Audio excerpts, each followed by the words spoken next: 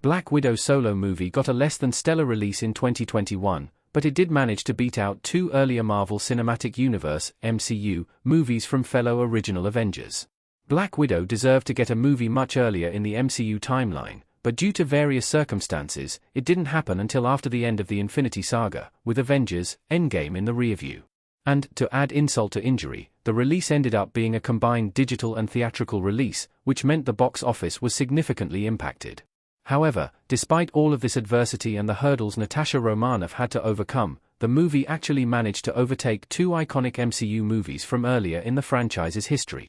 And even factoring in things like inflation, it's still an impressive feat to see that this character, who was killed off in Endgame, could command enough of an audience and demand to climb the ranks and overtake other iconic MCU stories that set the franchise in motion. Black Widow's MCU movie has one of the franchise's lowest box office. Black Widow struggled at the box office compared to the rest of the MCU. Now, the MCU got into a rhythm of releasing hit movies that typically earned in excess of $1 billion time and time again. But, the MCU took time and hard work to get to this stage. And by the time the Infinity Saga had ended, it marked an effective stopping point for fans of the franchise. So, of course, movies that came after this time ended up earning significantly less than their contemporaries in the Infinity Saga. But even more than that, the reality of a global pandemic which saw the cinema industry close down for a significant portion of 2 years resulted in Hollywood and distributors trying to find new ways to stay relevant, with many movies halted, delayed, moved around, and dropped onto a digital streaming release. It was the Wild West for movies at that time. And Black Widow came at an awkward moment when Disney Plus tried to do a combined theatrical and digital release, which massively impacted the sales and earning potential for Black Widow. This actually led to a legal dispute between Scarlett Johansson, the actress who plays Natasha Romanoff, and Disney for having altered the distribution terms of a movie that she was an executive producer on. Black Widow's box office still beats two original Avengers movies.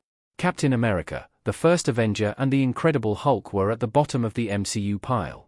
However, despite contentions, impacted earning potential, and an overall less impressive box office performance from the film, Black Widow still managed to overtake two other original Avengers movies.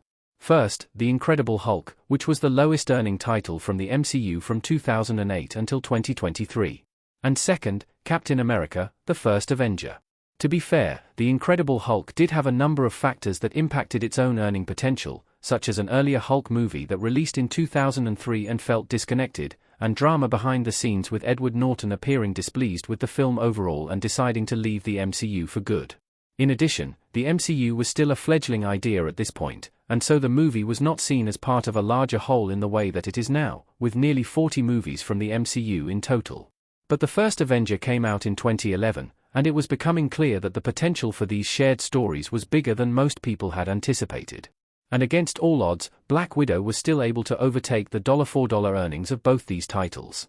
Adjusted for inflation, it's a slightly different story, but the merit still stands for Black Widow for how much this movie was able to accomplish in challenging circumstances. Why Black Widow beats these other MCU movie box offices? Black Widow had a number of advantages over its predecessors. The truth is, Black Widow has been a pivotal part of the MCU since 2010, when she debuted in Iron Man 2. Natasha Romanoff immediately made an impression, and her reputation as a worthy hero and member of the Avengers team only grew with her appearances in films like The Avengers and beyond. And with more than a decade of trust between this character and the audience, people wanted to learn more about the character. So, when Black Widow debuted in a solo adventure story in 2021, people purchased tickets and tuned in. Unfortunately, sales were divided, with some people opting to stream the digital release, but the box office is purely from theatrical figures. On top of that, the character met an epic and emotional end in Avengers: Endgame when she sacrificed herself to save her friend Clint Barton, and to ensure the return of half of all life across the universe. Nat died a hero, and she lived as a hero, so her story had an impact that would resonate and be felt well beyond the character's actual death in the MCU. Clearly, Black Widow is an iconic and important part of the MCU, and the success of her movie, overtaking other big releases like Captain America, The First Avenger, and The Incredible Hulk, is a testament to how much she meant to fans of the MCU. Black Widow's legacy lives on with her sister Yelena Belova, but Natasha Romanoff laid the foundation in Black Widow and beyond.